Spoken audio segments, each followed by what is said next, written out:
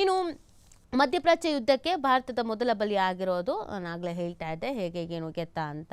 ಇನ್ನು ಇಸ್ರೇಲ್ ಪ್ರಧಾನಿ ಕಚೇರಿಗೇನೆ ಬಾಂಬು.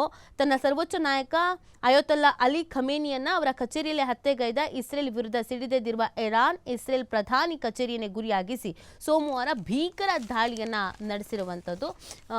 ಇವರು ಎಲ್ಲೆಲ್ಲಿ ಏನೇನು ಅಟ್ಯಾಕ್ ಮಾಡ್ತಾ ಇದ್ದಾರೆ ಅನ್ನೋದನ್ನು ಕೂಡ ಹೇಳ್ತಾ ಇಲ್ಲ. ಇನ್ನು ಕಚೇರಿಯ ಮೇಲೆ ದಾಳಿ ಮಾಡಿದ್ವಿ, PM ನೆತನ್ಯಾಹು ಏನಾದರೂ ಗೊತ್ತಿಲ್ಲ ಅಂತ ಇರಾನ್ ಹೇಳ್ತಾ ಇದೆ. ಖಮೇನಿ ಹತ್ಯೆಗೆ ಇರಾನ್ನ ರೆವಲ್ಯೂಷನರಿ ಗಾರ್ಡ್ಸ್ ಪ್ರತೀಕಾರ ಅನ್ನೋದನ್ನು ಕೂಡ ಹೇಳಲಾಗ್ತಾ ಇದೆ. ತನ್ನ ಸರ್ವೋಚ್ಚ ನಾಯಕ ಅಯೋತಲ್ಲಾ ಅಲಿ ಖಮೇನಿ ಅವರ ಕಚೇರಿಯಲ್ಲೇ ಹತ್ಯೆಗೈದ ಇಸ್ರೇಲ್ ವಿರುದ್ಧ ಸಿಡಿದೆದ್ದಿರುವಂಥ ಇರಾನ್ ಇಸ್ರೇಲ್ ಪ್ರಧಾನಿ ಕಚೇರಿಯನ್ನೇ ಗುರಿಯಾಗಿಸಿ ಸೋಮವಾರ ಭೀಕರ ದಾಳಿ ನಡೆಸಿದೆ. ಖಮೇನಿ ಹತ್ಯೆಗೆ ಪ್ರತೀಕಾರದ ಘೋಷಣೆ ಬೆನ್ನಲ್ಲೇ ನಡೆದಂಥ ದಾಳಿಯ ಬಳಿಕ ಪ್ರಧಾನಿ ಬೆಂಜಮಿನ್ ನೆತನ್ಯಾಹು ಸ್ಥಿತಿ ಏನಾಗಿದೆಯೋ ಸ್ಪಷ್ಟನೆ ಅನ್ನೋದು ಇಲ್ಲ ಅಂತ ಹೇಳ್ತಾ ಇರೋದು ಇರಾನ್. ಈ ಕುರಿತು ಹೇಳಿಕೆ ಬಿಡುಗಡೆ ಮಾಡಿರುವ ಇರಾನ್ನ ಅರಸೇನಾ ಪಡೆಯಾಗಿರುವಂಥ ರೆವಲ್ಯೂಷನರಿ ಗಾರ್ಡ್ಸ್, ಕ್ರಿಮಿನಲ್ ಪ್ರಧಾನಿಯವರ ಕಚೇರಿ ಮೇಲೆ ನಾವು ದಾಳಿ ಮಾಡಿದ್ದೇವೆ, ಆದರೆ ಅವರ ಕತೆ ಏನಾಗಿದೆಯೋ ನಮಗೆ ಗೊತ್ತಿಲ್ಲ ಅಂತ ಹೇಳಿದ್ದಾರೆ. ಈ ಬಗ್ಗೆ ಇಸ್ರೇಲ್ ಕಡೆಯಿಂದ ಯಾವುದೇ ಪ್ರತಿಕ್ರಿಯೆ ಅನ್ನೋದು ಬಂದಿಲ್ಲ. ಜೊತೆಗೆ ನೆತನ್ಯಾಹು ಅವರು ಸಹ ಎಲ್ಲೂ ಕಾಣಿಸ್ಕೊಂಡಿಲ್ಲ.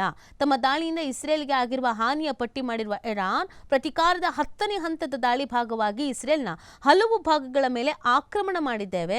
ಪ್ರಧಾನಿ ಕಚೇರಿ ಗುರಿಯಾಗಿಸಿ ನಡೆಸಿದ ದಾಳಿಯಿಂದಾಗಿ ನೆತನ್ಯಾಹು ಕತೆಗೆ ಏನಾಗಿದೆ ಅನ್ನೋ ಸ್ಪಷ್ಟ ಇಲ್ಲ ಅಂತ ಹೇಳಿದೆ.